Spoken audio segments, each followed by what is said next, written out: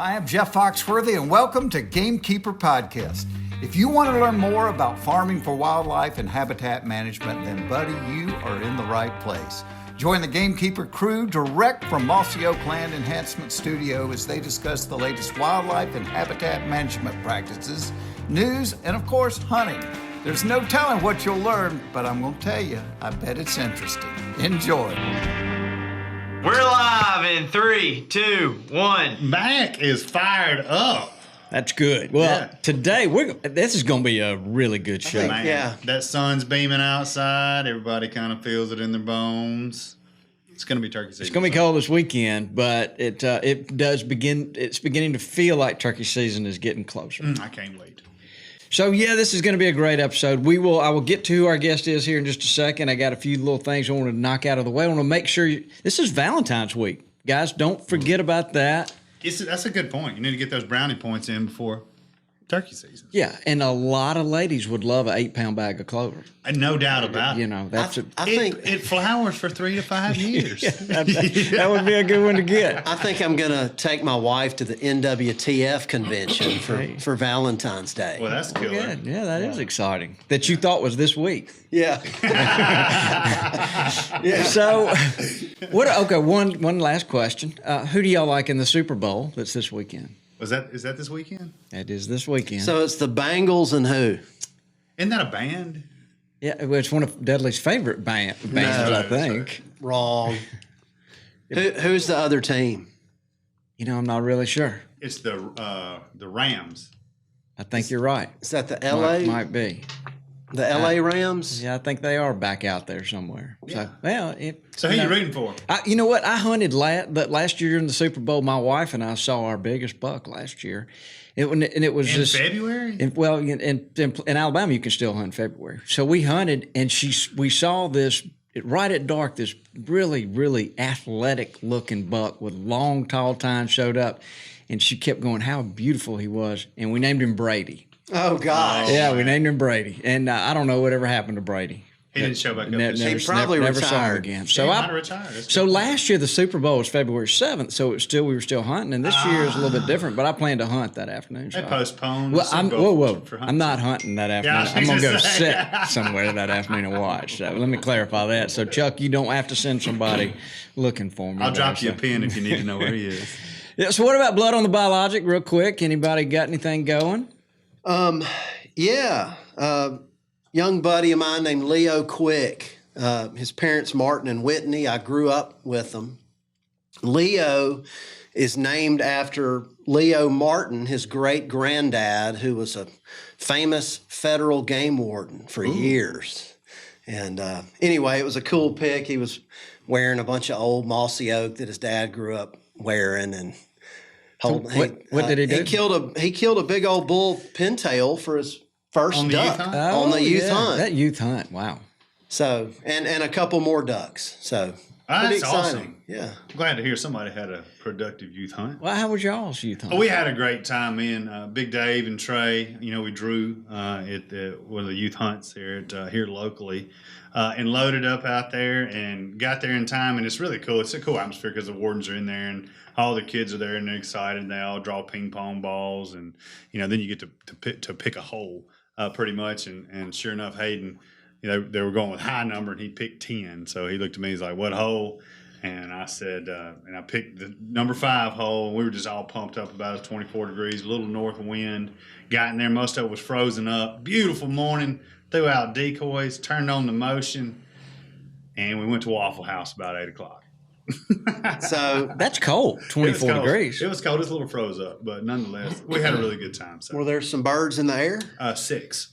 Oh, yeah, well, that's good when you can identify all of them. So, every one of them. 4 wood ducks and 2 gadwalls. They just flew right on past and went. I needed Mac there. He could have Mac them on in. Went to Louisiana instead, huh? But look, we had a really good time. It's fun just going out there and then ended up eating eggs, at the Waffle House. So what do you think the problem was? That area has normally got a lot of ducks. Sometimes I think ducks, honestly, are feeding more at night than they ever have before, honestly. I think they're reacting to pressure. I don't know that. That's just a theory I've come up with in my mind. Maybe I've heard some other people talk about it. I'm thinking y'all were a day late. Yeah. The cold front came through. It was still really cold, but probably locked up, and they were Well, a lot of the, I mean, it was, they were south. Yeah, I mean, it was 12, 18 inches of water. Some open water. Was there 24? There was ice, obviously. Oh yeah. Did the little boys get cold? No, they talk too much to get cold. I bet the wardens they saw Hayden and they said we need to keep an eye on this. They pointed him out from the beginning. Of course, his hair was not combed, and they're looking like I don't know. No, he combs his hair with a rock. Yeah, it looked like he stuck his finger in a light socket, but nonetheless, it's all good fun. So. Yeah, well, that's good. Well, look, this before we introduce our guest, Mac, where you texting? What is it? All right, so real quick, you got a commercial?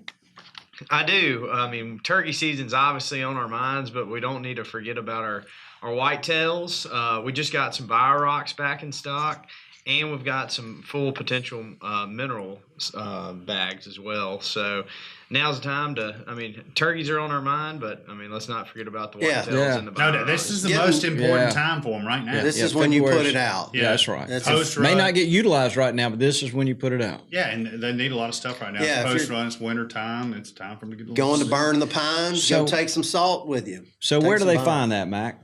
Mac, quit texting. Where's Matt? Where do they find that? At plantbiologic.com. Okay, But of good course, deal. Yeah, I mean, there we go. I've got something to say about the Bio Rock. My testimony, I've always used until I discovered the Bio Rock, I was always told. You discovered the Bio Rock. Yeah, when I discovered it.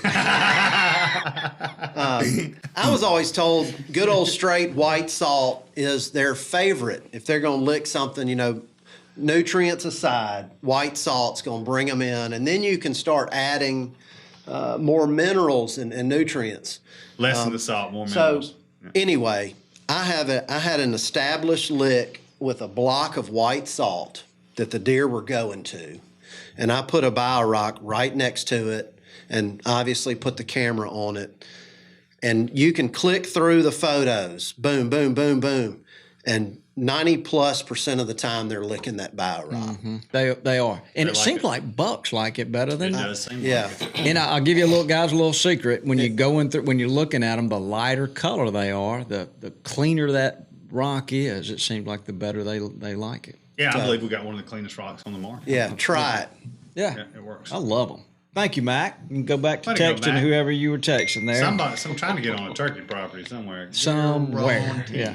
So look, today I'm so excited. We've got Mr. George Mayfield. The one and only, baby.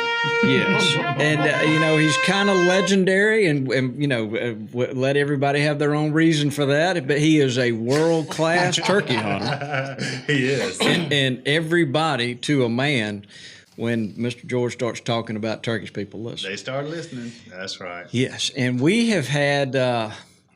We've had the pleasure of having a property next door to him, which I can't tell you all the nights have lost sleep worrying about what he's doing and where he is. And Yeah, the first thing when we're going to the lease is, did you see George's truck? yeah, we always shine a light over there, look for tracks in the mud. Nothing like being loved, guys. We know if you're there, we got a chance to kill a turkey. There's turkeys there. Like if you're hunting there, like, hey, we need to go in here and see what's going on. How wonderful. Oh, yeah. Y'all have been mighty good neighbors. You have too. Enjoyed every day of it. I'm I'm glad to be here, guys. Well, we're glad to have It's you. like, can you believe it? It's We're been a proud. year. I know. How's that happen? Yeah. Older I get, the Gracious quicker goodness. it And goes. Y'all over there talking about the ducks, and whining and crying about the ducks. and I have a grandson that his daddy's a little preppy. And the boy just this year's wanted to start hunting. And I've never been one to press children to hunt. You want to go? Then let me know. I'm available, And the boy wanted to go hunting this year and kill a deer. Never killed a deer before. And I set him up in the front yard of my house in Livingston, Alabama. Took a month, built a shooting house. I got him. I took your product. I planted it right there. I got pictures to prove it. And the first afternoon out there that we sat, and of course I had the cameras and I was paying attention. And he whacked the 8-point. It was just like the script. That's awesome. Okay, and I'm over there going, still got it, guys. Still the guy.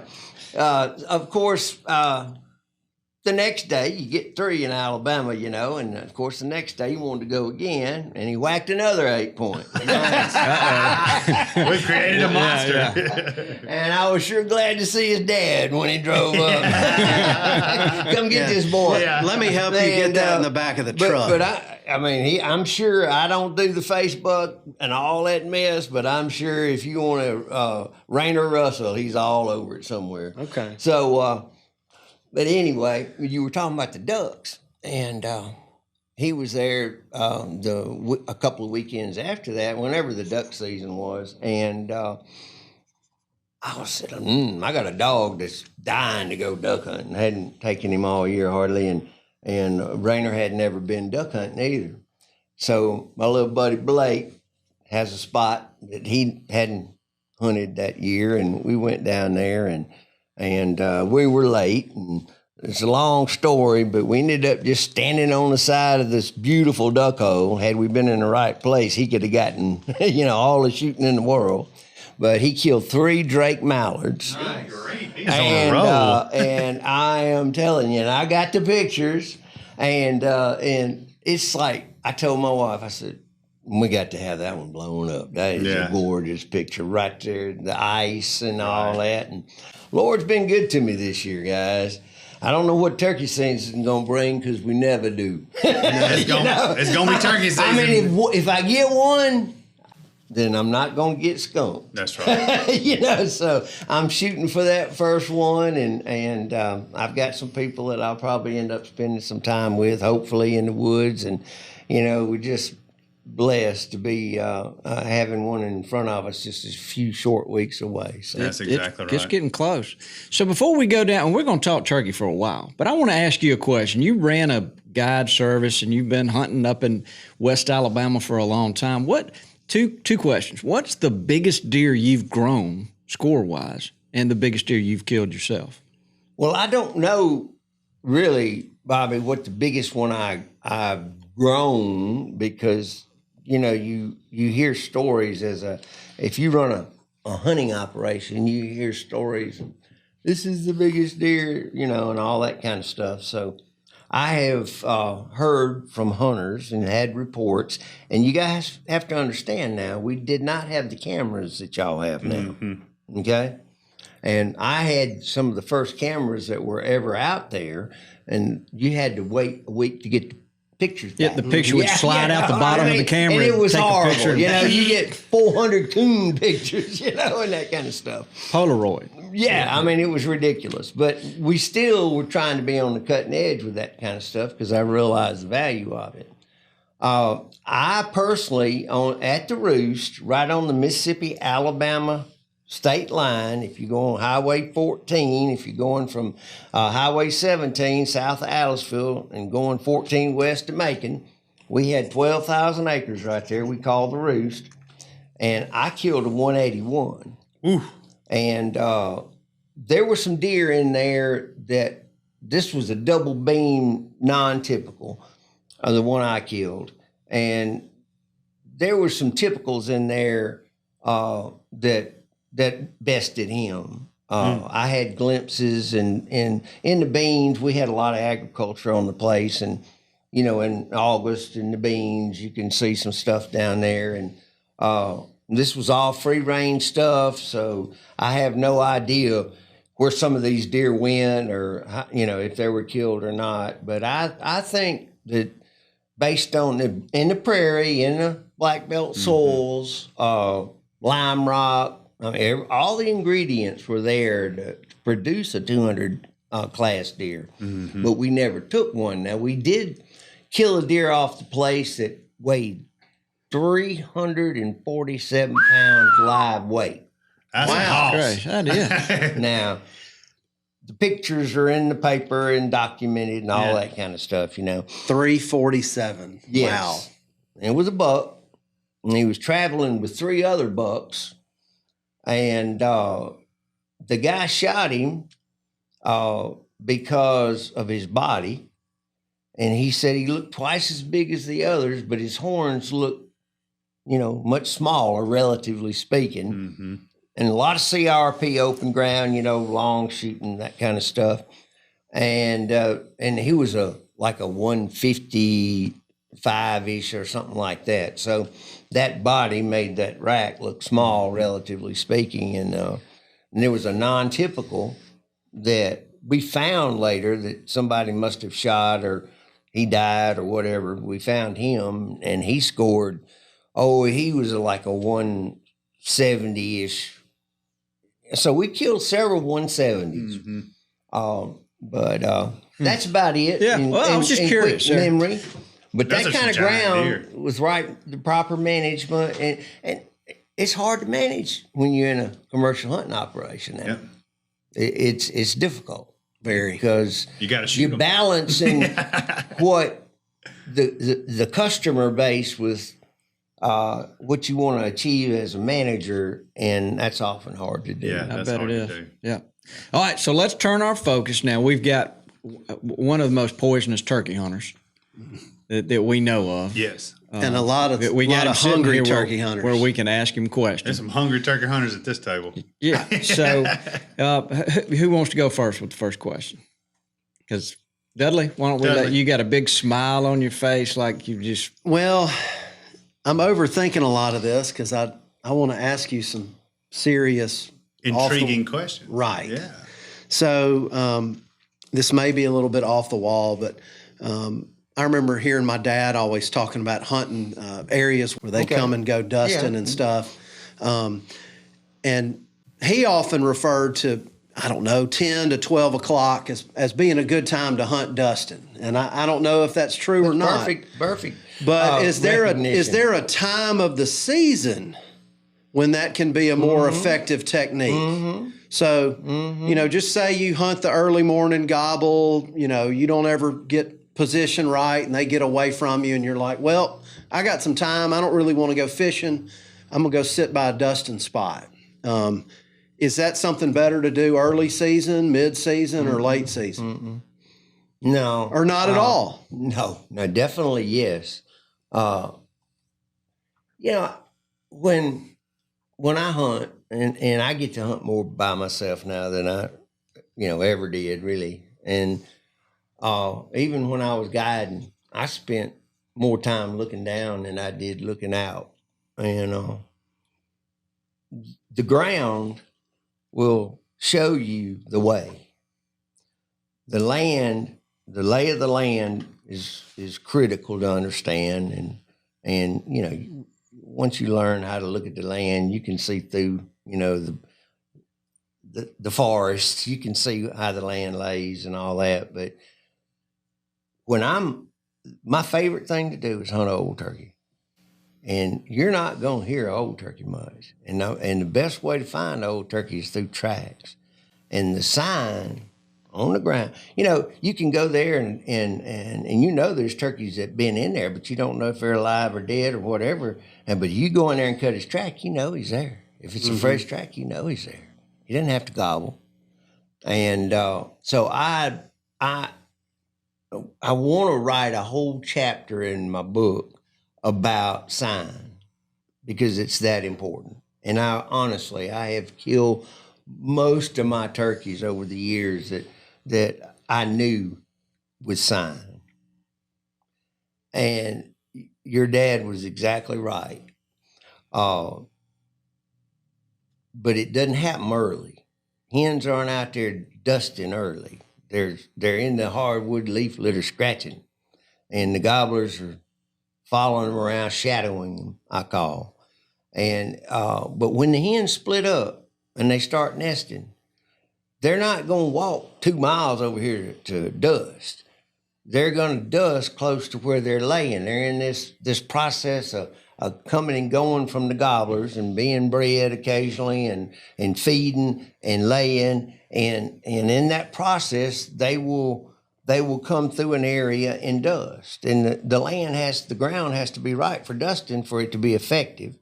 And I've always heard, and I don't know this for a scientific fact, but I've always heard that this dusting helps mass scent and from predation and stuff like that. And it probably also does something to help their feathers and clean them, and they preen, and you know, it's a big part of their daily existence because, you know, turkeys spend hours on end preening, oiling their feathers, and if you catch them, if you've ever caught them loafing in the middle of the day, gobblers too, they all sitting there working their feathers, you know, and they get that little oil gland on their rear and they stroking the feathers. I've seen them do it on the limb. I've seen them do it, you know, on up in the morning in the shadows of a buckeye bush on the creek bank, you know.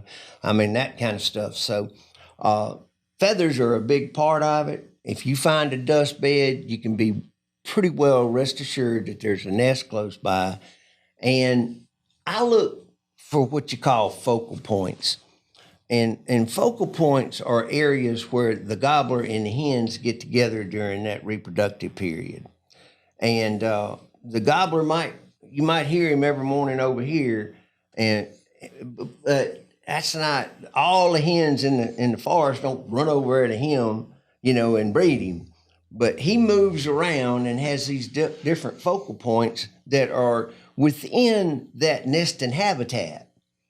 And he will pass through on up in the morning a lot of times when things have kind of got quiet. The turkeys aren't gobbling that good, you know, and he'll ease over there, might gobble a couple of times on up in the morning off this little focal point, usually a kind of an opening. Hens don't, you know, if you ever watch one dust, it's a process. And there's a certain amount of vulnerability associated with that process. They got their heads down on the ground and they're wiggling in the dirt, and the dirt's flying and they're flopping on their backs, and you think something, you know, killing them. Mm-hmm. And it's sort of like a gobbler strutting. You know, he can't see everything when he's strutting. You know, well, hen can't see everything when she's dusting either, and therefore I feel like they choose areas out on the roadside or a little more open area, just instinctively do this. And it might be drier, and the little higher roads are often built on higher ground, you know, and stuff like that. So, you know, combination of reasons, but that's where you see these dust areas, and not all the time. But when you do, you know, that's the same area these gobblers have a tendency to come and check. And when you're hunting an old turkey, a middle-aged turkey, I'll say, not a real old turkey, but a middle-aged turkey, a good turkey, 4, 5, 6-year-old turkey, then he's not gonna act like those 2-year-olds. Mm-hmm. And he's gonna have a history, and he's gonna know where these hens are. And there's a peck order involved here, and the hens, you know, have a peck order in breeding as well as the gobblers do. And he'll slip in there, and he might gobble a couple of times at 10 o'clock in the morning. And the little hen, and this is where it comes back to that calling stuff that y'all wanted to talk about a little bit. What does the little hen do? She's over there. Well, I'll put it this way. It ain't a whole heck of a lot. But it is something. It's when I heard it for the first time, I mean, I was looking, and there was a gobbler that just gobbled, and I heard the hen answer. And it was like, that's it. That's it right there. That yelp. And guys, it's dang near inaudible. And I got good ears. I still got good ears. And it's just the softest little right after he gobbles. Some, you know, after enough, not a cut. She didn't necessarily cut him. I've heard it many times since then, actually. But that time is like the light bulb thing. And, okay, I got it. And she never said another word. Okay? And I think so often that's where people miss the boat on this calling stuff. Because these more mature birds have been through the wars. They've been pressured. They've had issues with predation of from us down, to whatever other predators is out there. And as a result, their vocalizations they use them judiciously. Whereas the younger part of the turkey population, the gobbler population, and hen population, they talk too dang much. Mm-hmm. You get what I'm saying? So, yes, go back to your dusting. That's like finding that makes me smile when I find that, because real time information trumps everything. It's better than the gobble, because the gobble, I mean, in my mind, now, I love to hear them gobble, but most of the gobbling, think about it, most of the gobbling occurs where? On the limb, And how long does he stay there? I mean, he's going to fly down, and he's going to go somewhere else most of the time. He's going to get with the hens, and they're going to make the little loop and all that. I kill a very, very small percentage of my birds within 150 yards or less of the roost. There was a point in time where I didn't even go to the turkeys on the limb. Because it was just like, what the heck am I doing that for? I always end up behind them. That's my story. I mean, so... They're hard to catch, I mean, well, you're darn right. And you don't know where they're going. And they get quiet, and they get up with the hens, and if you know where they're going, why aren't you already over there? And it just didn't make a lot of sense. So that kind of leads me to where the first question I had, of Lane, if you don't mind. No, go ahead, sir, Bob. Yeah, well, it's just right along these lines. But I was going to ask, do you always do a fly down cackle? And you may have just answered that. I don't always do nothing. My friend. I mean, I don't know what I'm going to do. I'm honestly, I not being, ugly about that a bit. I don't, somebody, if I go through a fight with a hell of a good gobbling turkey, and we get into it, and there's an engagement there, and it's going on, and I'm guiding, and this guy's sitting there in the gun barrel shaking, and all this is going on, and we, and when it's all said and done, I couldn't no more tell you what I said to that turkey than the man in the moon. I have no idea what I did or said, honestly. I can believe that. Yeah. It is interaction. It's almost like you get in a verbal argument with somebody, and your wife says, well, why'd you say that? And I said, I didn't say that. Well, yeah, you did. I didn't. I don't remember saying that. That's how involved, I suppose, I get.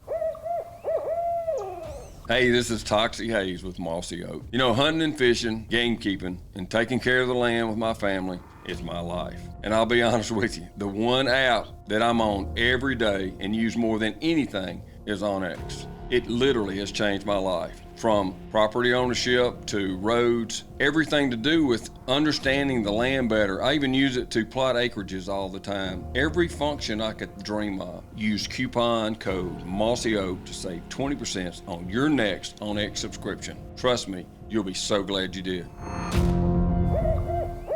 So if you walk into a turkey on the roost, you've got a pretty good idea he's in there, and you go sit down. I'm really glad. If I hear one on the roost these days, I'm glad. Well, so in that setup though, is there some point where you thinking I got to get to a fly down cackle, I got a tree call to, I got to let him know I'm on the ground? Cackle makes a turkey gobble a lot of time. It's sort of like a cut. You cut. And turkey, if he's predisposed, if it's in that narrow window in the morning from 30 minutes before sunrise or whenever the data says, that they gobble the most. And we all know what that is, Or about the time sun comes up, things slow down a little bit, a little after. Sometimes depends on how the morning feels, but on those good mornings where the morning seems to stretch out longer and and it doesn't get hot and all that, and the turkeys are gobbling good for a while, you know, you can make a turkey gobble on the ground, on the limb, whatever. Well, if I'm on one, I don't need, and I know where he's at or whatever, I don't need to make him gobble. I need to make him come. So I might not be trying to impress him with my calling, you know. But if I don't know where one's at, and you know, the ones that I had originally heard, and I'm over there in that area, you know, I'm trying to make one gobble, and I will do a fly down cackle. I'll cut.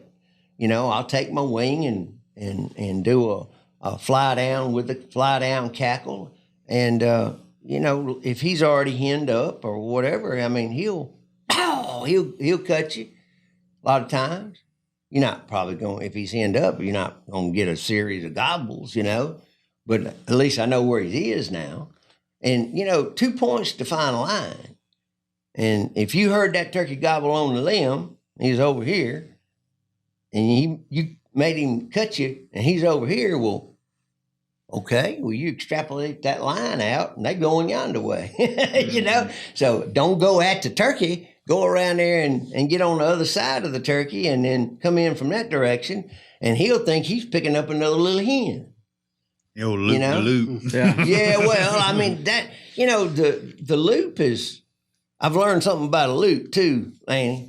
When you think you've gone far enough, go that much That's further exactly again. Right. Me too. Yeah. You know, I mean, loops have a tendency, especially the older you get, you have a tendency shorter. to cut them a little short, you know? Yeah. And that don't pay off too much, you know? No, them big loops. That's Yeah, right. a big loop. It hurts old wounded knee, but So to expand on Bobby's question a little bit, do you find yourself talking to them much while they're still on the limb, or do you tend to wait till they get on the ground usually? No, I'm not. Now, listen, there's a word that you don't never need to use in turkey hunting. You don't never want to say never. Right. Okay. Sure. Because that's just not relevant to what we do as turkey hunters. They're so variable in their behaviors that you're liable to see anything or hear anything at certain times. Right.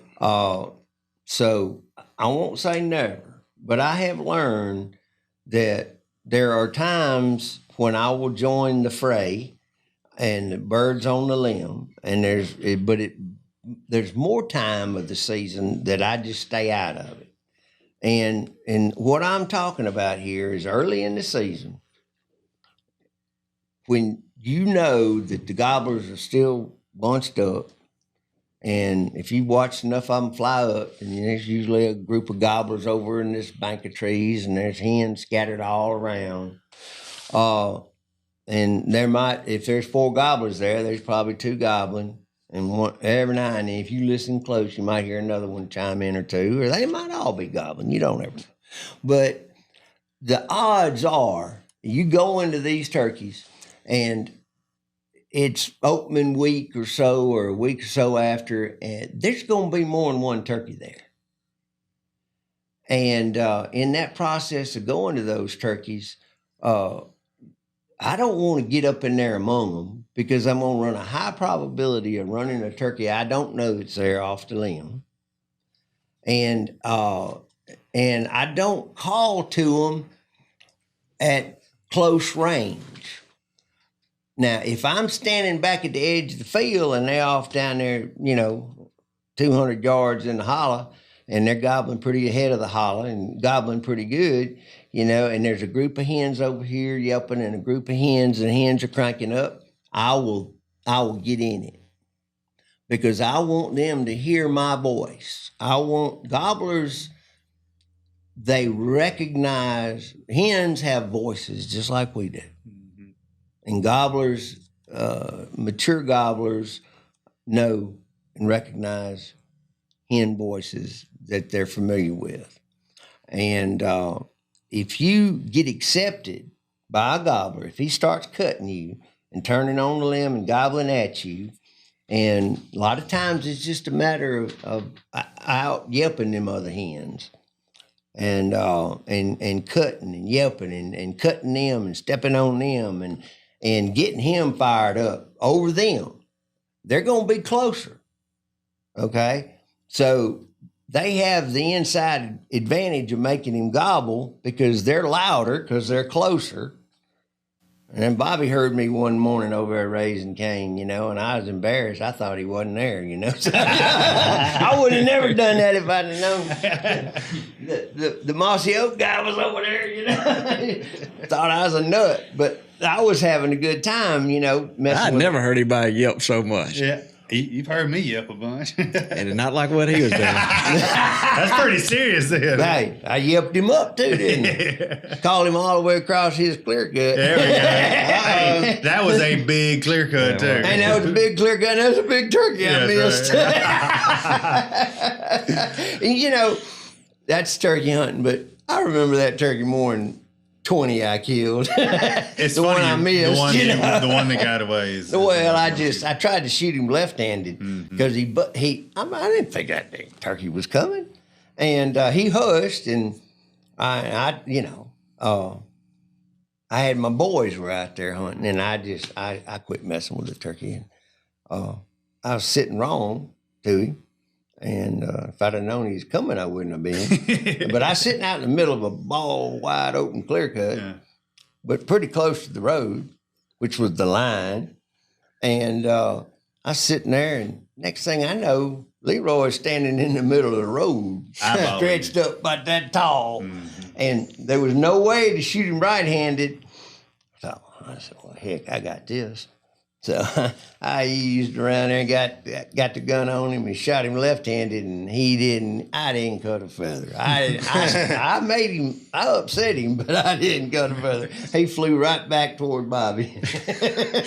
Yeah, and I was slithering on the ground trying to catch whoever was up there on that line. And then the turkey flew over you and it was over with. Well, I don't know if he flew over him, but it was kind of an embarrassing moment for me, but I've had a bunch of them in the turkey woods. Hey, we all miss them. The beautiful Bobby's thing never about missed a turkey before. Oh, my God. I've missed so many. most of the time when you're out there, you don't have an audience, and that's the beauty. That's what I love thing about the turkey woods. It is the beautiful thing. But no, we were talking about those turkeys on the limb. Early in the season, when the hens and the gobblers are together like that, I do want to throw my hat in the ring. I want that gobbler to hear me, and I want him he has to hear me in the right context. In other words, you don't go out there at lunch and try that. He'll hear you all right, but you'll be teaching him to avoid you because there ain't another hen in the woods doing it, and he knows good and darn well that ain't a hen. You gotta, we impersonate turkeys. We try to communicate with them, but we don't know the language really. We don't understand completely the language. But we got some clues about what seems to work and what doesn't work and that kind of stuff. But you don't want to get into a conversation with a turkey because he's going to figure out real quick you ain't a turkey. So I've always wondered, people that don't know how to call, and I put myself in that category, but people that really, especially early on, that don't know how to call, why is it that they have a tendency to call the most? I mean, you know what I mean? Exactly you'll hear it and it'll go on and on and on and like, it didn't work the first time, it ain't gonna work the 20th time. And so my approach is to, if I'm a hunting place, and I don't have that many places to hunt anymore, but I know these turkeys are going to imprint on my sound to some extent. And I really don't, I don't want them to know, ever have heard me. Have you ever noticed that when you go and sit on a turkey that you've never sat on before, first time you sit to him, you have a pretty good chance of killing him? You ever seen that? I agree. That's because he a new hen. Mm-hmm. But if you've been hunting in there a good bit and you call to him and he answer you a few times and then kind of the party's over, he knows He recognizes. And I agree have with that statement 1,000%. and it's the Some truth. good stuff right there. So be careful when you call it, because it's only going to be so good for so long. And these turkeys, you're the one that's going to leave. I've said this before to you guys. You're the one that leaves. He's not leaving. And he'll be there tomorrow and the next day until you kill him. He'll be there. So don't train him either. And you're trying to trick him. And so be careful when you introduce yourself to him as a hen. Do it in context. When everybody else raising Cain, you can raise Cain. And it's okay. But when everybody else gets quiet, you better not be raising Cain. You might make him gobble, but you dang sure ain't going to make him come. And the whole idea is to make him come. All right? Does that make any sense? It makes a lot total of sense. sense. So, Lanny, what about you? You know, you got a I question? think it was a little bit in relation to, I know you like to hunt older turkeys. You know, we always fantasize about that old tough one. Do you change your tactics up, you know, based on how old do you think the turkey is? Yeah. So if you think he's a youngin', you might cut at him a little more.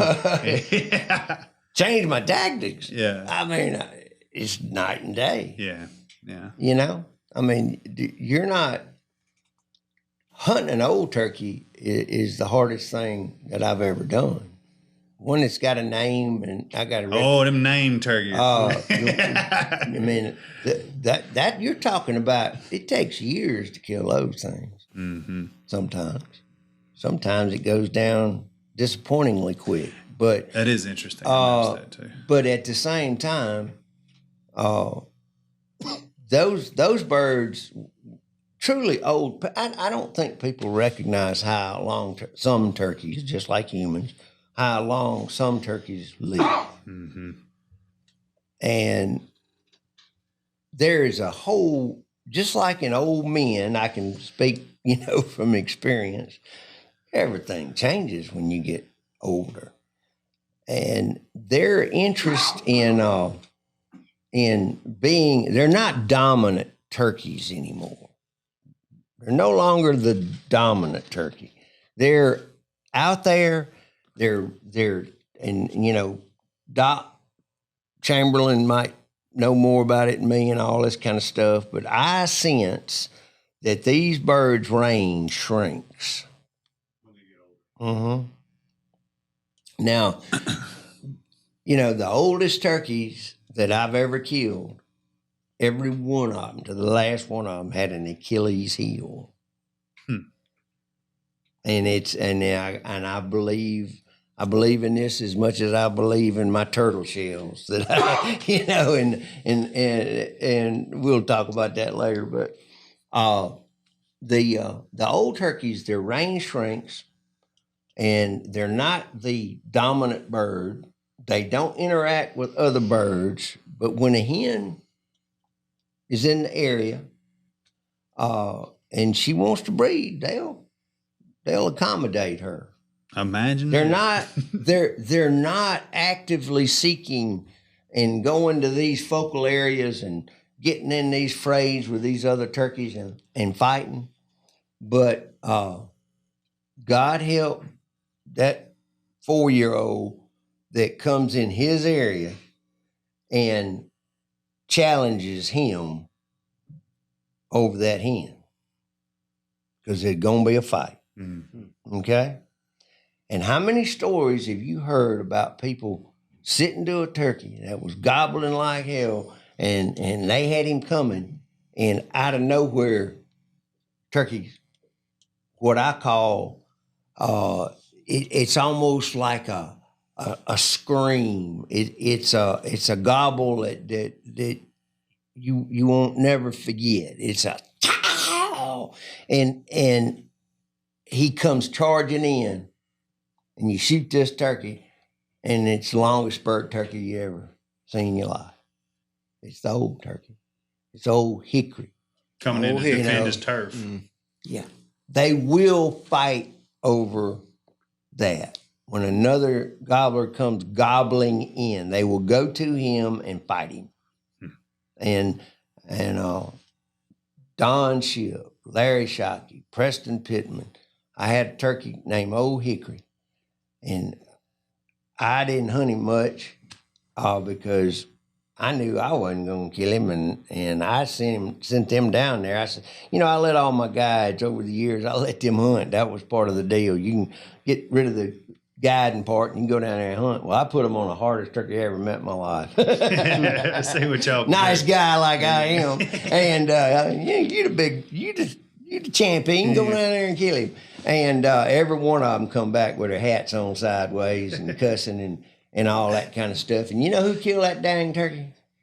A kid next door neighbor that was yelping to a 2-year-old that was gobbling, coming in there, coming up to get killed. And he slipped, that Old Hickory slipped in there right in the middle of his territory, right up front by the parking spot, slipped in there, and he shot him instead of that 2-year-old.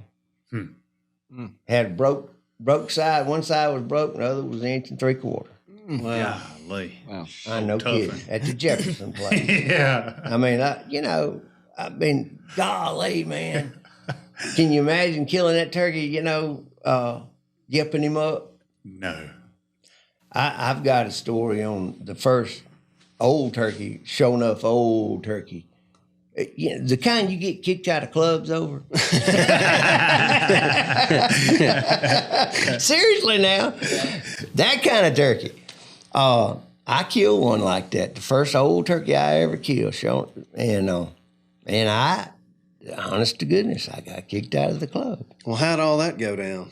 Well, it was as a novice. I didn't kill my first turkey till I was 21 years old.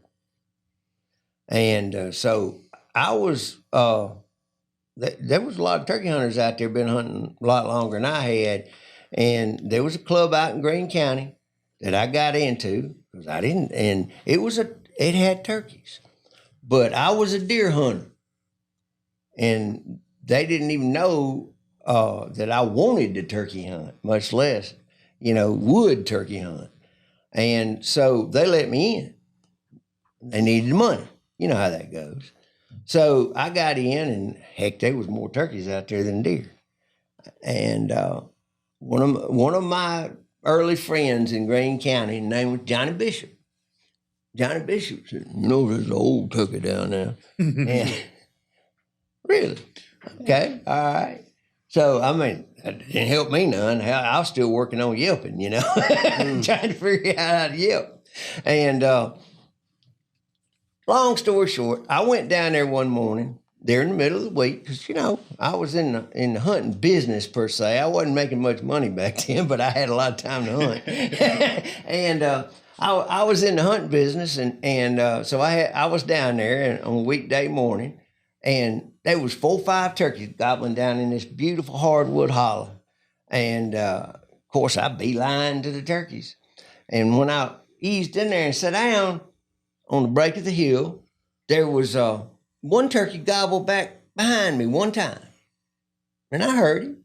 He was pretty close, but I didn't think anything about it. But these watered 2-year-olds down there, they were raising Cain. And so I started, doing whatever I could. Don't remember exactly, but one of them broke off and started coming up the hill. And so I got my gun on my knee, and I was sitting in the honeysuckle thicket dang near it. I was sitting wrong.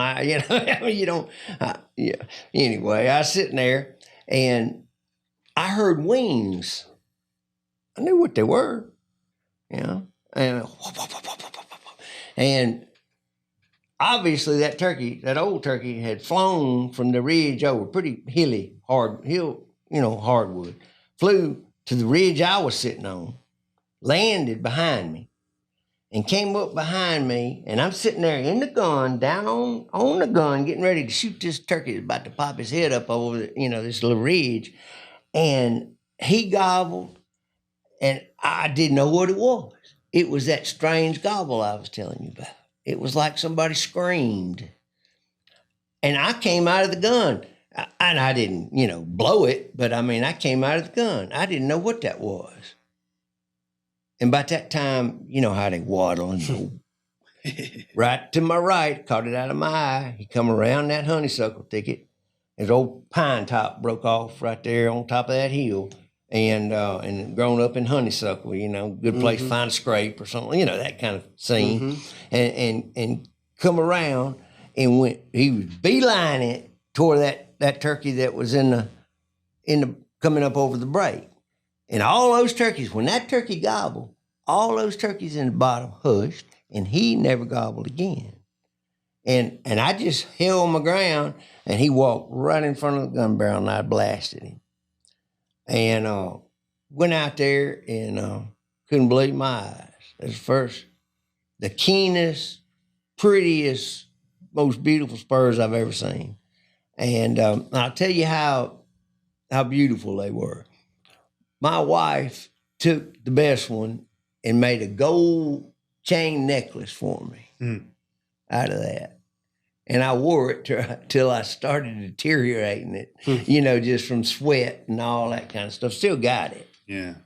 But that was my first old turkey. Well, the thing is, you don't ever tell, if you kill a turkey like that in a club like that, you don't tell nobody you kill that turkey. But I mean, I couldn't get out of the woods before, I got him. Man, look what I got. Well, needless to say, I didn't get back in that club the next year, but that's the way it goes. Yeah. But I was sure proud of that turkey. Still am. Yeah, I would be too. Do you have a hard time coursing drumming? Yeah. Do you have any secrets to trying to figure it out? Nowadays, more so than I used to. Was there... I had a guy, I guided this outdoor rider, and he was a friend of mine, and we got to know each other pretty good out of Mississippi over there. And we were sitting over on the Sipsey River, and this is early in my career, and I was hearing this turkey drum, and it was like he's in the room with me, And I was listening to this turkey drum, and I said, John, you hear that? No. Oh, you hear that? No. I said, he's right there, And ain't long story short, turkey was out there 140 yards or 50 yards, and I was hearing him drum just clear as day. And that lasted for 20 years. I can hear a turkey drum, that low frequency sound. Now, nowadays, yeah, I've got what they call shooter's ear, right-handed, and the ear that's turned to the gun barrel. I mean, this one, I have a hard time coursing anything anymore, to be honest with you, like I used to. And that's a good point to make with all these younger boys that like to wing shoot. And you got, duck blind where folks don't know how to act and firing these 3.5-inch magnums off in your ear over there and that kind of stuff. You don't want that because you'll lose God's gift to you. And I've been blessed with the best eyes and the best ears. And you think about it now, predators, they kind of need that. Mm-hmm. Nose, eyes, and ears, they need it. And I didn't ever think about it, but my mother could hear me do anything on 4 rooms down when I was a kid. I mean, I couldn't whisper and just get away with nothing. So I think I got them all from my mother, the eyes and it's hard to course that drumming. Well, it is, and it is for me now. It's a lot harder, but yes, it is, and it's meant to be hard to course. That's why they drum. That's why it's unidirectional. That's why they evolved that ability to drum at the point where they want to go quiet. When I was in the Yucatan, the best example that I've ever seen of drumming was in the Yucatan hunting those ocellated birds. That's thick stuff down there, and it's always been thick stuff.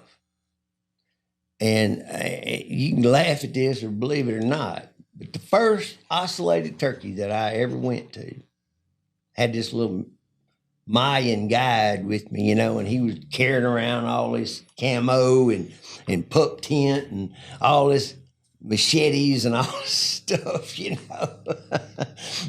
And doing his job, Right. you know, trying to keep me out of trouble. And I didn't realize how dangerous that place was at the time. But, you know, the turkey gobbled, and it's a different gobble, but it's a gobble. You ever hear one, you know it's a gobble. And I told him, I said, siéntense, está aquí. I made him sit down, stay here. And he's looking at me like, you know? Don't guide the guy. No, amen. Okay, amen on that. I support you on that 100%. So I made him sit there, and he didn't want to. And I got on my hands and knees. And I started crawling through this thick stuff. A good gobbling turkey. And he wasn't 60 yards out there, but you couldn't see him. And I made it about halfway and still couldn't see him. And I heard just the slightest little sound to my right. And I looked to my right. And if you ever looked eye to eye to a cougar? No. I've seen one, but Black I never. Panther. Yeah. He wasn't black. Now you think, you know. I bet you puckered up a little bit. Hunting On stories, the ground. Hunting stories or whatever. This ain't no bull. I looked there. So you was all four on the ground. He was doing too. the same thing I was doing. Y'all ran into each other. No kidding. And I hadn't heard nothing except that one little leaf rustle. And I looked to my right, and I saw him, and he went, shh. He did that cat smile. He saw you too. And I instantly looked back for the guide. Who told you to stay back there? No, this is the spooky part. When I looked back for that cat, he was gone. Oh. And I didn't hear him leave. No kidding. Now, what that has to do with this drumming is everything. You think about that. They down there 24/7 on those turkeys. And those turkeys have evolved a way to communicate in that thick stuff without being coursed very easily. And a gobble is 1,000 times easier to course than a drum. And when they hit the ground, they drum, and they have a loud drum. The ones I hunted, I hadn't hunted all over that area down there, but the ones out of Campeche, I spent 3 weeks down there. So you think it was loud? $800 a bird, and I just kept on. Give me another. Stilettos, muy grande, bigger. Take me down there, and so was their drum more pronounced than? It was louder. It was obviously to me, it was much louder, but it was equally, I'll put it that way, equally more difficult to course. Mm-hmm. So that's what the drum's all about. It's communicating. It's a Without giving away communication, their location. letting the hen know where he's at so she can get in, when they're in reproductive habitat, it's usually a little thicker, understory. And nowadays, if they're around a pine plantation, it's real thick. Mm-hmm. Okay? So that drum serves that purpose. It reduces their need to gobble and get together. I mean, the hen yelps at one time, like I was telling you. He gobbles over here. The hen answers him over there. Then they got to get together. Well, he stands over there and gobbles. Something's going to interrupt that reproductive process, whether they get him or not, or her. Mm-hmm. But the best way to do it starts, he drums a few times, he moves over here, he kind of moves over here, he drums a few times, and you're going like, well, he was here, and he's over there, and the hen goes up there, and they hook up, and they're gone, and all you hear is that drumming fading away. And you go like, well, dang. Yeah. How many times that happened? Bunch. Sure. Yeah. It's a fascinating aspect, but if you can ever figure out what's going on and you can course that drum, it just changes your whole. I mean, it's he's there. on. He's there, and it's on. Yeah. I mean, it's like looking at him. It's better than looking at him. So much of this sport is audio. it's like worm fishing. It ain't topwater fishing. It's worm fishing. You got to feel that bait. You got to fish it along. You got to swim it. It's the silence is golden in turkey hunting. The lengths of time between the gobbles and the yelps and all that is, when I was doing my research, I did a study at LSU on pesticide residues in wildlife, and I come up with a bunch of zero data. And my major professor and I was complaining about it, and he said, "Them zeros is data too." And that's true. Silence is data too.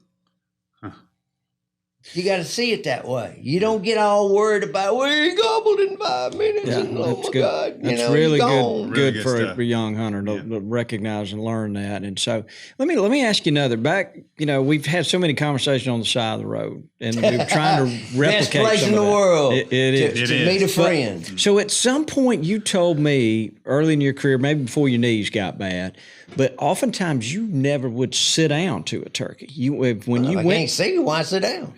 Well, kind of go through and explain your thought process there, and what you would do. Would you just lean up behind a tree? I get a tree now. I wouldn't try to make like a tree. Mossy Oak's good, but come on now. But so you're I going ain't that fat. you're going to a turkey. You see a tree. Okay, I can get right here to this tree. I'm gonna continue to stand up and lean. So many times, we get as when we get involved in, we're gonna learn. We're gonna do this. We're gonna be a tennis player, or whatever you choose to do for recreation and fun and all. We go on what other people do and what you see other people do. And how many turkey hunts have you ever seen that where somebody stood up by a tree and shot a turkey? Well, none. But I used to. I remember I had a good friend, still got him. He's still around. Named Daniel Dillon. And anyway, I kind of helped him get over some of the humps in turkey hunting over the years. And I remember we was going to this turkey, and it was his turkey. And I didn't even have a gun. And we was going along, and it was thick in there. It was like rabbit country, but a big tall timber, but it was thick understory. And we had the turkey working, and the lay of the land would let us get right up here, and where we could kill him and sit to him, but there was no place to sit. If you sat down, it'd be like me sitting behind that curtain right there. And what you gonna do then if you sat down? So, but he ran up there in front of me and picked a big pine tree and was about to sit down, and I grabbed him by the coat. I jerked him back. I said, no. And I got him around there, and I stood him up behind that pine tree. I said, get your gun up, 3/4 way up. You can't, if you do this, you just mess yourself up, I said, keep it right there. And I stood there right by him, whispered in his ear. And, all you're going to see is the turkey's head, And I tricked the turkey. In other words, if that turkey's right over that break and you go to yelping at him, then y'all gonna be there a while. But I had already yelped at him as I was coming, and we got up there and we were gonna sit down and couldn't, so I just made him stand up there, and we stood there a long time. But he was right there. I knew he was. Get a little closer, get a little closer. Old turkey, sure enough, popped his head up and he blasted him. He'd have never shot that turkey or seen that turkey if he had been sitting down. So there's opportunities. You just hunting turkeys, man. You're not, the odds are you want to sit down, but when the opportunity doesn't make any sense, don't do it, I've actually retreated on birds before because it just wasn't right. Mm-hmm. If I did get him up in here, what am I going to do? I would get beat most likely in close quarters unless I happened to have the gun pointed right at him when he showed up.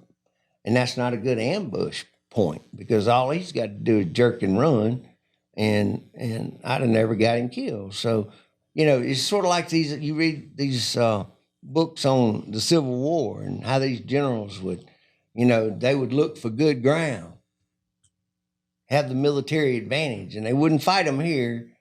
They'd run, they'd march their whole army over here, and they keep marching until they found good ground. Well, that's what you need to do when you're turkey hunting. You need to find good ground, because if you don't, then that you don't know what's on the other side over there exactly. And if you do, great. But if you don't, then you just got to find a spot that that you have the advantage if he comes up in there. And if you do that, then you've got more than half the game won right there. Yeah, that's always tough. I find, especially in pine country, where you're hunting a bunch of roads and fire lanes, and you want to set up, but oftentimes if you were to set up on that tree right near the road or the lane, don't do that. It's going to pop up right in front of you. Don't do that. So I've always found it's good to back up where there's a long stretch of road, or get tucked in behind a hill when they pop up over the hill. We are so preconditioned to roads and trails, and I don't know how I've spent most of my time over the years in the woods on a dang logging road, and I'm sure we all have, but that is absolutely not where I prefer to sit to kill the turkey. Now, I want to sit within gun range of one, because how many times you go down the road and see tracks? Well, that tells you they walk the road. Sure, they walk the roads. Why? Because they can see predators and they can see, but if you sit on the road or one tree back from the edge of the road, then you're going to get seen. There's absolutely, unless you've got the perfect setup, there's absolutely no way he's not going to see you. Right. And so what I do is, whenever possible, is it goes back to what we talked about last time, the stage. It goes back to the road at that point is the stage. And you give the stage to the bird. And you get off in the wings of the stage, to the right or the left or wherever you can, and you just stay gun range to the stage. And that's all your objective is. And you can quite often hide a heck of a lot better. And what's he looking for? Well, if the gobbler is walking the road in breeding season, he's looking for a hen.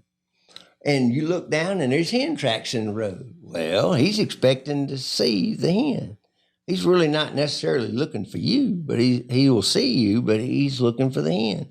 So he's looking where he expects the hen to be, and he's not spending near as much time unless you were to call out there and, off the road, in which, you got to call a little bit, but you want him looking where he expects the hen to be and not looking where you are. And all that has to do with time and distance and position. It was kind of interesting. I brought a magazine with me. Yeah, he's holding a turkey call magazine. I was thinking about y'all the other day when you had mentioned turkey calls, Bobby, and calling to a turkey. Think that's worth reading? Yeah, I'll be glad to read it. You just start from the top here. Well, let's get Lanny some reading music going on in the background. Yeah. All right, so we got more of the same here. In Missouri, if you cut a tag the first week, you must wait until the following Monday to try for another bird. Naturally, this means more scouting time on the weekend. Happily, our scouting was productive, and we had a plan for the second opener. I'm gonna skip around here. Yeah, skip on down. We tried another. There was no show. We tried another property at mid-morning without success. That's it. With legal hunting time ticking down, we headed to our third farm of the day. After an arduous climb to a high ridge top, we saw a gobbler crossing an opening about 200 yards ahead of us. He disappeared quickly, and we hope you messing me up with that music. I got ADD. And we could not be certain if he had spooked. Hoping he had not, we approached and heard him gobble. After a frenzied scramble to set up, no chairs, no cushions, no decoys. That's the way we roll anyway. I was thinking, say, Yeah. Lord. We engaged him properly. He answered us several times and was within 100 yards. There was a little gap about 70 yards away, and we thought that would be the perfect place for him to emerge and then walk down the dim road to our guns.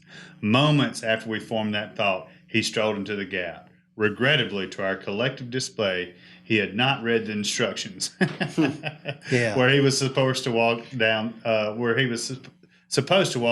road to us. Instead, he stayed in that gap, just out of range, and behaved as if there were an invisible shield between us. He did not step 1 foot closer to our position. He did, however, perform in a manner worthy of decoration and recognition of the high sword. There you go. All right. Can you visualize that situation? Yeah, he can't see a hen, so he's just going to stay in that gap. The turkey went exactly where he was supposed to go. Right. To the opening, the gap. Whatever it was, higher or lower, their position or whatever, doesn't really matter. You know, more than likely it was higher, but maybe not. And they were trying to make 2 legs out of this journey. And why did the turkey cross the road? Why did the turkey go to the opening? So you Because he couldn't see. Amen. They wanted to see. All right. Sight trumps sound. Always. Period. He goes to where he can see. Why does a gobbler, when he's coming through you in a flat hardwood bottom swamp where there's timber everywhere, and why does he zig this way and zag that way and zig this way? And sometimes they break off to the left or break off to the right. Hey, looking behind them trees. He looking down through the woods. Same way a deer bobs his head from side to side. Exactly. Yeah. So he's just trying to get the angle. See what he's trying to see. He ain't trying to see you. He's trying to see the hen. Okay, so that's what that turkey was going to do. He's going to come up there. He knew that ridge was there. He ran to it. He heard them yelping. They had sold him on the calling. Their calling wasn't terrible. All right, so he went to where he's supposed to go. When they saw that opening down there, why did they not go down there and set up where they could shoot both ways up and down that gap? The road thing is a bridge too far. Sometimes it works, but it would only work if they knew when to shut up. Mm-hmm. If they had for him to earn the decorations, they had to keep calling at him. And there it was, a turkey standing down there in an open gap, looking at wherever they were sitting up in the woods there, yelping, and he can't see the hen. It guarantees a hang-up. 90% of the hang-ups occur because of when you call to a turkey. You make them hang up. They don't just naturally want to hang up. They want to go get with the hen. So there's a time that you really need to know when to shut up. Okay? Yeah, Bobby. Like your mama told you. I was thinking that, I know what you're I hope thinking. Lanny's listening to that. You better shut up, boy. you know, and so when he got there, if they hadn't have said another word, then he probably would have eventually. Ease down there. Last place he heard the hen was up there, wherever they were. And unless he heard something else, or unless he was extremely intelligent, which some of them are, don't know the turkey. He wasn't no 2-year-old. He was doing what we were talking about on them dusting sites. He was cruising around looking for trouble. And so he heard a hen. Yep, that's where the hen was supposed to be, up there. And he bought in 100%, went there to the gap, got there and gobbled, and they had to have said something. And he accepted the sound. It was a hen. Now, where are you? But he was too experienced to buy into the hen in the bush trick. Mm-hmm. The hen in the bush. He wasn't going to pay for that That's one. right. He probably already did once and lived through it and wasn't going to do it twice. So that's why I brought that, because we all have done it. And those guys, did it. And he said in writing he didn't know why. Well, that's why. Because the key to getting them killed is to set up where you can kill them when they assume the stage. You have to they identify the stage. And all right, there's the stage. Well, they didn't have all that baggage, thank goodness. And they had no reason to keep them from getting down there. If the closer you get, I get scared to go on down in there and get where I need to be sometime, because you don't want to bust the turkeys, but sometimes if you don't get there, you might as well go home anyway. So when you talk about stages, some are obvious. Some are openings that are obvious. Others might be a little more subtle, a ridge in the woods and whatnot. And that's where that gobbler wants to be when you're referring to the stage. And it's all relative to you, and it's all relative to what's available to him. Now, some of them are a lot more, what's the word I'm looking for? A lot more... obvious, pronounced. No, some of them are a lot more subtle, regular. In other words, there's places, if you hunt a place over the years and they don't go in there and destroy the timber on you and stuff, and the habitat changes every year anyway, but it's not that quick.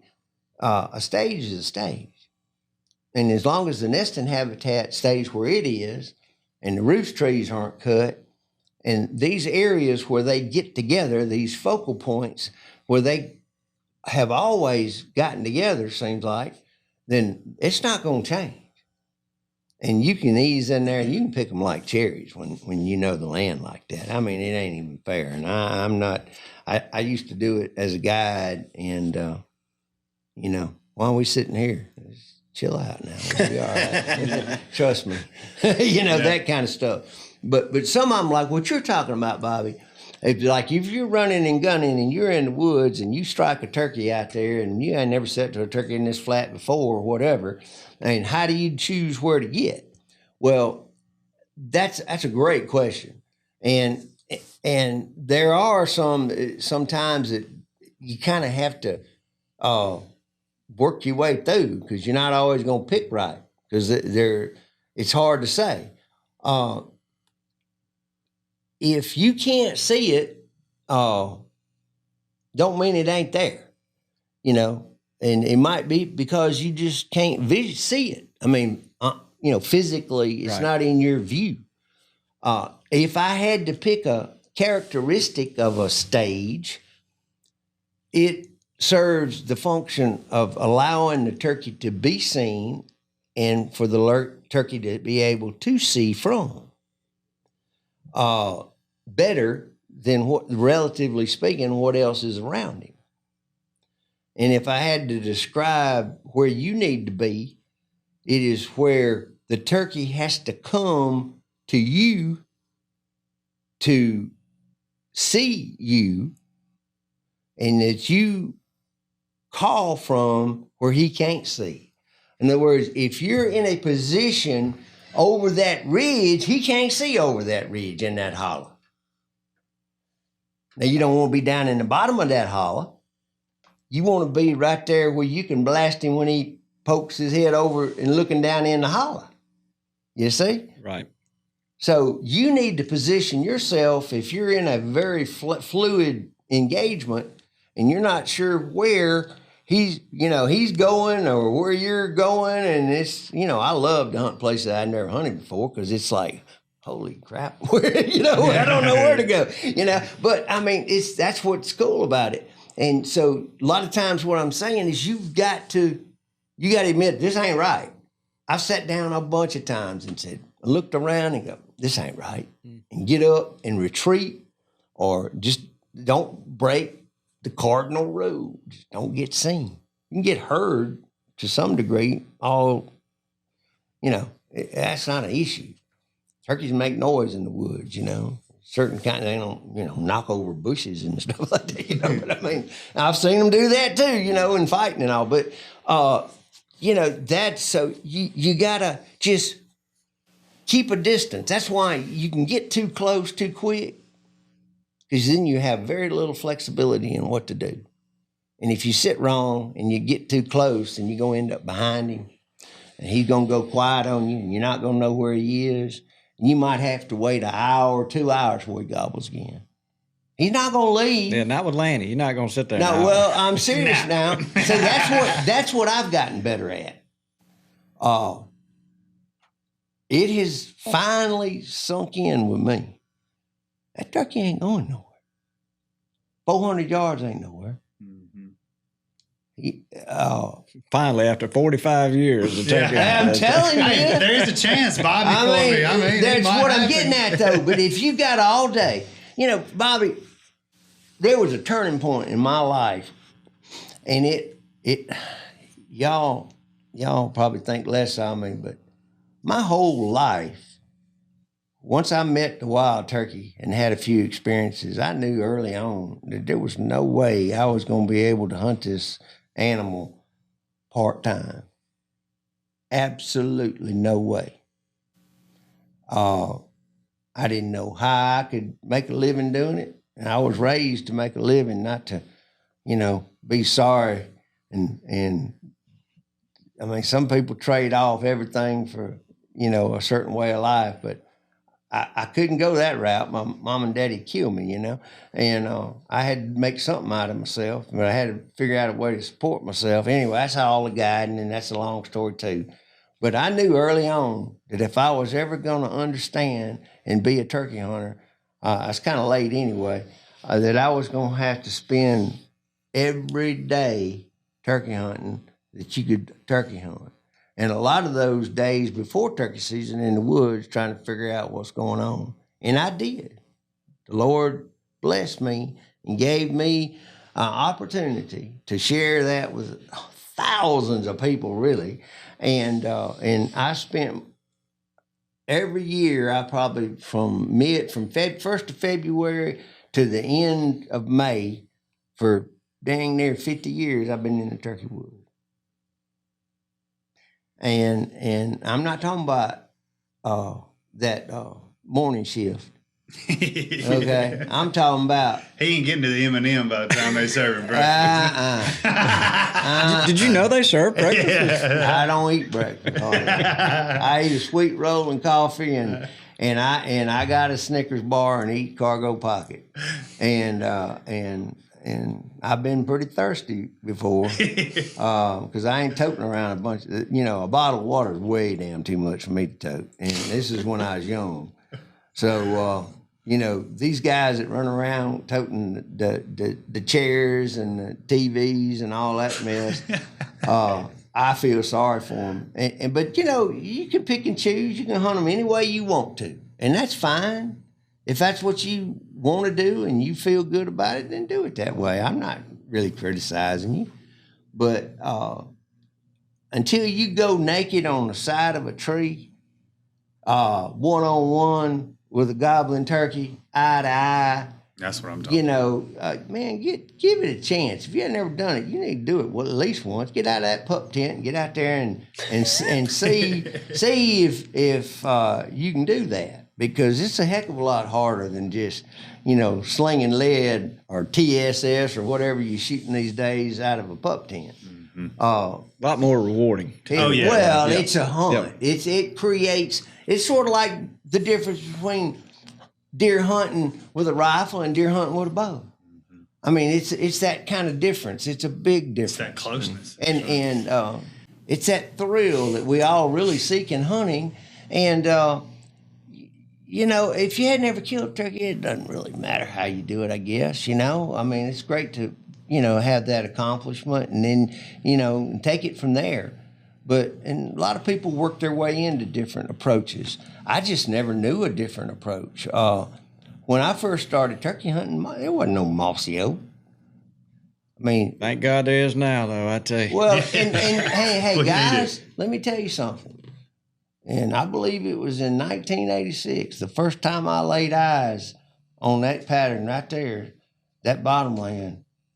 I couldn't believe my eyes. I said, I got to have that. And I got it. And I've been wearing it ever since. Yeah. And you know why? Because it worked. That's right. And that's, I mean, I ain't nobody paying me to say that. I mean, it's just the truth. Well, we appreciate that. And we reckon every time I've ever bounced into you in the woods, your clothes look like they've, I mean, you need a new outfit of clothes, but it's always And you've offered them to me before. You've carried so many turkeys out that's like they're waxed over. That bottomland jacket is just iconic. iconic. Have y'all ever seen? You've seen it before, haven't you? And that's I the quit second wearing one, it. isn't it? Yeah, the one y'all seen's the second one. Yeah, I'd love to see the first The one. first one looks a little pitiful. Oh my goodness, we bet some good information. I'm just soaking it in over here. Lanny, I hate you got to leave for the next. I do too. Why'd you schedule this on a Friday evening? Where are you going? Well, we got a state swim meet this weekend, so. You swimming? No, I'm not swimming, but my little ones are, so we got to get prepped up for that. All right. Well, that sounds important. Tell Hayden and Logan, good luck. We want Logan to win the state and the butterfly. And the butterfly, that's right. He has a chance. Yeah. So Can't wait to hear next week. So, look, this has been real. We're going to do a part 2. We got Daniel. We're going to sit down. I have to leave because I hate to miss part 2. But I'm sure Mac will ask all the questions I have. And I've Daniel's got going to plenty. be in the house here, so it's good stuff. All right, Mr. George, we're going to get you some coffee. Everybody stay with us. We're coming back with part 2. Say goodbye, Dudley. Goodbye for now, Dudley. Get us out of here, Mac.